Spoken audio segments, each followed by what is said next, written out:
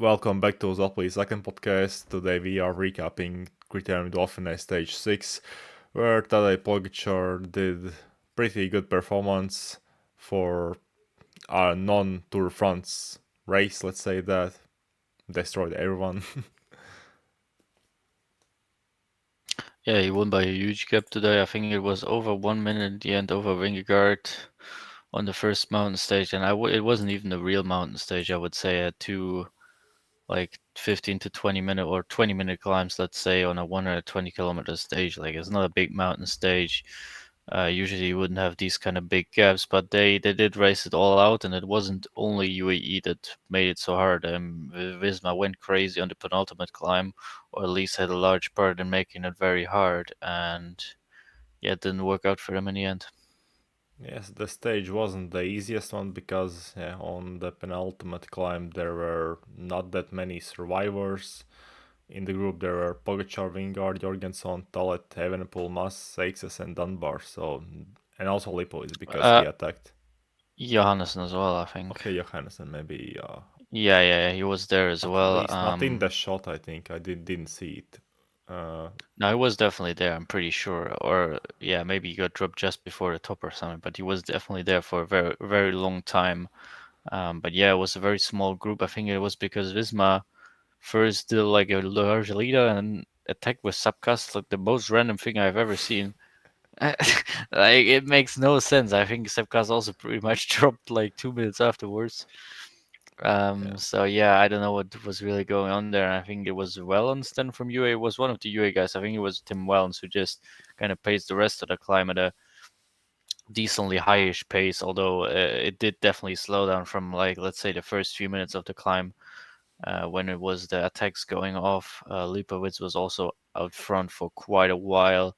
He got caught eventually, but yeah, that climb was hard. But of course, overall, not the hardest thing because it just was so short, 120 kilometers. Not that much elevation, but yeah, the last 40 kilometers, or like let's say the last two kilometers, I was last 40 kilometers, last 45 kilometers were raced definitely very hard. yes, they did 6.5 watts per kilo for 17 minutes and 30 seconds on that climb. So it's still quite hard. In let's say from era, it'll be a quite a hard climb.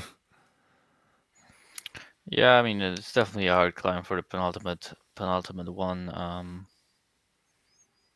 And it really set up the battle on the final climb, which was again a very explosion towards the bottom with UAE this time going for it. Um, they had three right guys lined out at the front. It was definitely Wellens. It was Pogačar, of course. I can't remember who was the first. If it was Narvaez. Narvaez, yeah, I think it was Narvaez who helped as well. And I mean, it pretty much just exploded right off the bat. Yes, Narvaez did a really strong lead out. I think only Jonas Pogačar was on his wheel after he finished, I think, because it was very, very strong. Yeah, I think so. Remco was kind of slipping. He was like he already had a bad position being behind the Visma guys. Kind of fought back one time after I think he dropped because Kuss in front of him parked. Fought back one time and then it just dropped. He did not have great legs today at all. But yeah, Jonas also kind of didn't survive much longer because Wellens only did a pretty short pull, I would say, and then just Pogačar launched into the bottom on the Côte de Domancy section, which is the hardest part of the climb, over 9%. Um, and just kind of said goodbye to the rest. Yes, this also was the same climb where Jonas did his mutant time trial in 2023 Tour de France, where he beat Pogačar by a minute or 2 minutes. I already forgot, but it was a huge I gap. think it was 1 minute 30 around that he beat him, yeah. And yeah, I think this climb was like the same climb, but there was a section like further. It went further up the climb, so like 2 kilometers more or something. I don't actually know if Pogačar beat the Jonas record on Combloux. I'm pretty sure he did, but I don't have the exact time for the same segment that they rode back then. He definitely went much faster on the first climb, the steep part Côte de Domancy, where he went really crazy. I think that's the impressive part of the climb that of this climb performance that he also went so hard the first 7 minutes. I think he went like 7.8, 7.9 watts per kilogram for 7 minutes Damn. into the bottom of the climb, and then just kind of slowed down gradually as it went on. And yeah, most of the gap was also made, at least to Jonas, was also made into the first 7 minutes, Yes, or a large part of the gap at least. I think I also saw on Twitter that they broke Jonas' record by 10 or 15 seconds on the first 7-8 minutes. Nah, there's like I think the 13 minutes, the one they rode in the time trial, and the first 7 minutes they broke by a lot more. And I think the previous record was also there from Sepp Kuss in the Dauphiné 2020, and he just destroyed. I think it was like 6:42, 6:39 was the previous record, and Pogačar went 6:14 on that segment, Okay. which just went just crazy there, and kind of rode it into the finish from then on. But yeah, talking about the whole climb, 19 minutes 50. I have 7.21 watts per kilogram calculated. Climb is a bit tricky. I think up to 7.3 watts per kilogram we can say would be realistic as well. I've seen some 7.4 circulating. I think that's very quite unlikely. I think 7.3 is like the max that I think is realistic for this climb. I have 7.1. Yeah, 7.21 calculated though. Yes, 3 different people on Twitter are saying it's 7.4, but I don't know. Because 7.2 still is kind of good. Yeah, I mean, in terms of 20 minutes efforts, like I think it's very much up there. Certainly in the last 25 years, I think it's comparable to, like, let's say the Verbier of Contador in 2009. I think in terms of the raw watts, it's a little bit better, and then in terms of the context, a bit less impressive. So about at the same level in terms of a performance compared to that. Can't remember another one. I mean, Yates did big watts, but it was a 40 kilometer stage last year. So yeah, in terms of 20-minute performance, I think it just might be second to only Marco Pantani on the Flumsberg 1995. I can't really think of another one that would rank above this performance in terms of a pure 20-minute climb. Yeah, there might be a random 90s performance which we Yeah, forgot I mean, I but don't by have a all of them. guy whose name no one knows, like Georg Tochnig or like some random guy, Zanon Yeskula. Yeah, I This. mean, I don't have them all in mind, but it's definitely right up there. And I do think though that this was the expected level for Pogačar here. I think Jonas and Remco kind of pretty underperformed pretty harshly here. I mean, Jonas had the same gap to Pogačar that is the same gap that he had to Luis Barret behind him. So I think he he would expect to do better on this kind of stage. It's also weird because before this stage there was a time trial on stage 4 where Remco won. Okay, he is very aero. Jonas was second, Jorgensen was third, and Pogačar was fourth. And also the betting odds for Tour de France after the time trial was 1.8 for Pogačar, 2.2 for Jonas, and after this stage it's 1.3 for Pogačar, right? 1.35, I think, on Bet365 it is. So yeah, I think they kind of overcorrected after the TT, which I don't think the Dauphiné TT is usually a good indicator of the Tour de France level. I mean, Vingegaard never really performed in the Dauphiné TTs in the past either.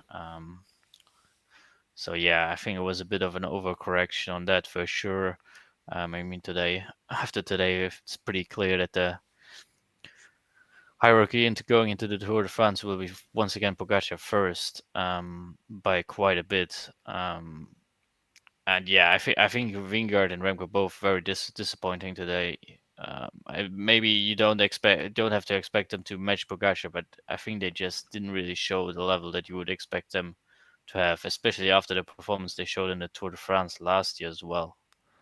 Yes, the results are quite disappointing actually. If we consider, okay, Pogačar did a good performance, but everyone else they could have maybe performed better. Remco I beat, mean, yeah. let's just don't look at the watts at all. I mean, the watts I think for Jonas are pretty comparable to Dauphiné 2023, and the level since then has gone up quite a bit, but just ignore the level and just look at the time gaps. And he's 21 seconds ahead of Lipovitz on this climb, 29 seconds ahead of Jorgensen.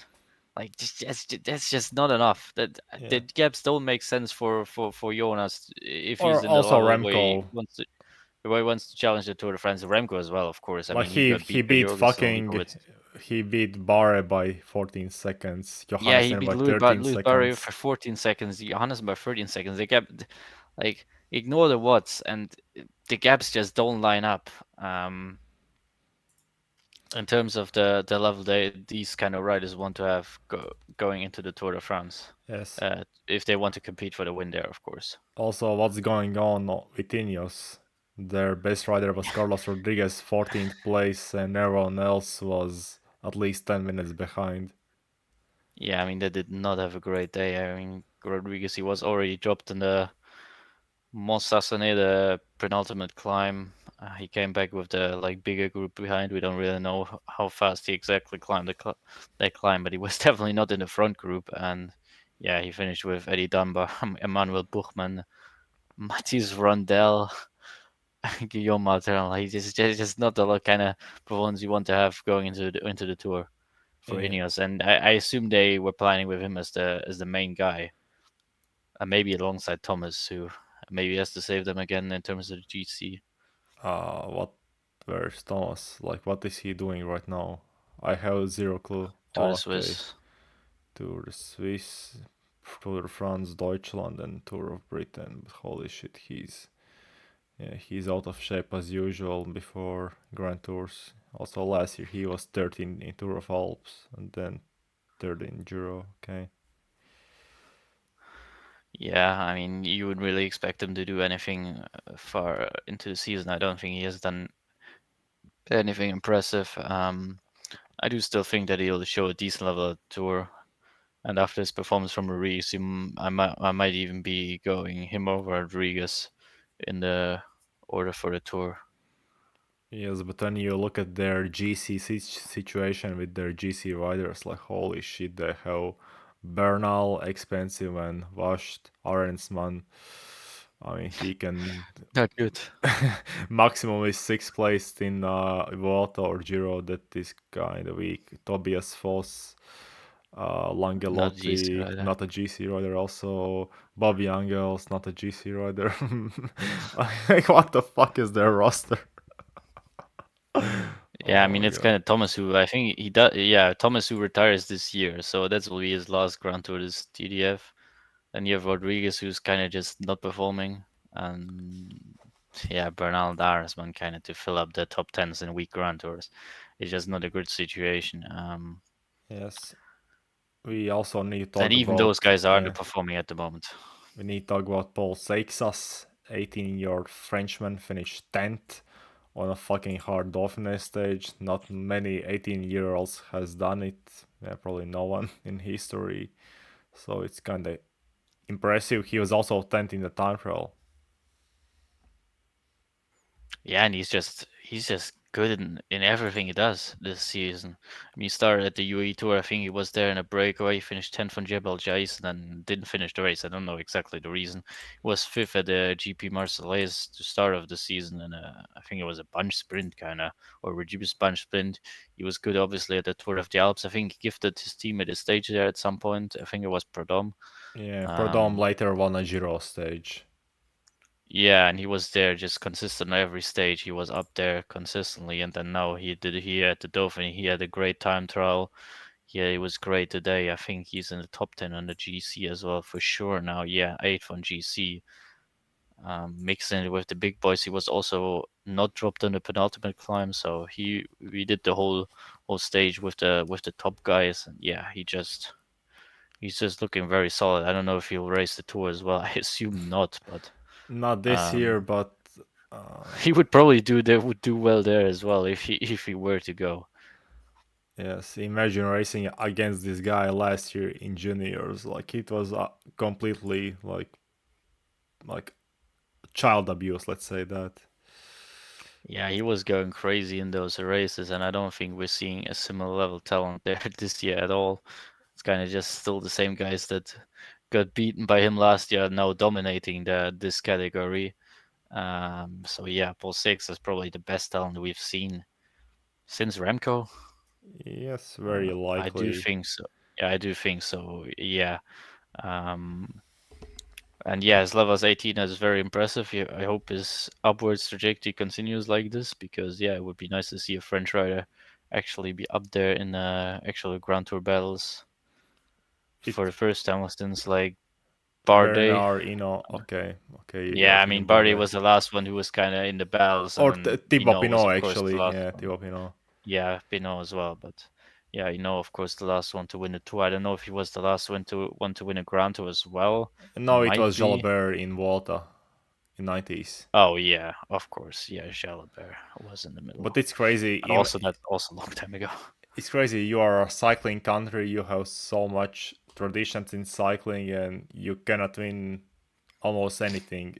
Like the French riders haven't won a World Tour 1 week stage race since like 20 say I already forgot, but it was crazy stat always, yeah, which is mentioned. Like they haven't won it in 18 years at least or 17 years, yeah.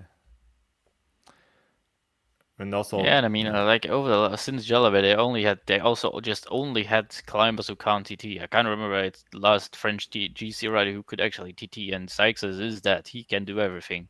I mean, he's top 10 in the Dauphiné TT, won of course the junior ITT last year. Yeah, so he's an all-round. He's a good puncher as well. So he's actually the complete package, which is nice to see, not just a mutant climbing talent. yes, I think it's also important that Decathlon has money and also brains, yeah, behind the team, because they, I think, started working with him even in 2022 when he was in under 17 category. So yeah, like they did everything right to, let's say, not fuck up this talent. Yeah, I think Ajde there is also a pretty solid team to be on. I think they've got the right idea, the right plan. The last few years to build a team, to build up these talents, and yeah, I think he'll have a good support there. I think definitely could imagine worse teams to be on. Yes, and definitely. But also talking about, let's say, next stages, there will be even bigger mountains. Tomorrow, there's a holy fuck, a really big mountain Yeah, stage. tomorrow is the biggest stage. Yeah, where three HC climbs or three very big climbs at least. Malay and Croix de Fer, classics. Then the Valmier at 1,000 to 1,800. I don't think we've ever climbed this particular climb in a race before. But yeah, it's just a traditional high mountain alpine pass, long, pretty regular gradient around 7%. There's a little short flat section in the middle, but nothing too crazy that should change anything. I mean, yeah, but looking at the reality of the climbing level in this race, I think there's not much to talk about. I think it will just be a repeat of today. Yes, probably. Or maybe Jonas wakes up and it was just a bad day. Yes, I know it's just coping, man. We will see the Uh, same thing happening until Rwanda World Championships. Yeah, Pogačar just go and smash everyone. yeah, it's not unlikely. Let's say that. Let's see if Pogačar rides the world as well. So we can see the same thing happening there. Another 10 stages. Yeah. um, Also, tomorrow I think the but coverage starts after the second climb. Yeah, so we won't see many things probably. yeah, I think if they have the or write the expected schedule, it will be only footage from pretty much the last climb and maybe the descent before that. I don't expect much to happen before the last climb, though. Anyways, to be fair, I think after the day, I don't think there will be much appetite in a long range move to attack Pogacar. and I think UAE will be pretty content to control it for a battle in the final climb as well.